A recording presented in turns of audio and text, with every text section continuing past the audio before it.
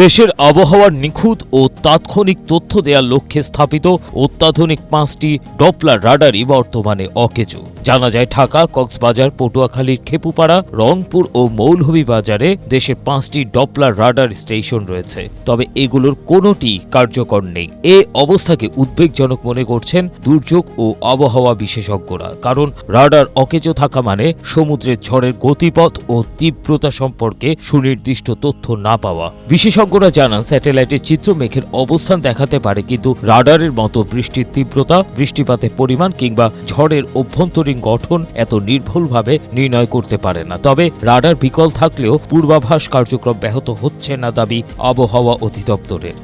Strawberry super dotted ও classic variant sensation জাগুক শিহরণ।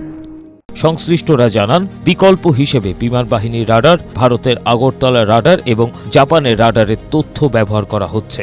Rangpur radar 9 জুলাইয়ের মধ্যে সচল হতে পারে। এছাড়া গাজীপুরের ধান গবেষণা ইনস্টিটিউটে স্থাপিত ঢাকার রাডারটি মেরামতের জন্য প্রকৌশলীদের নির্দেশ দেওয়া হয়েছে। দৈনিক আমার দেশের এক প্রতিবেদন থেকে এসব তথ্য পাওয়া যায়।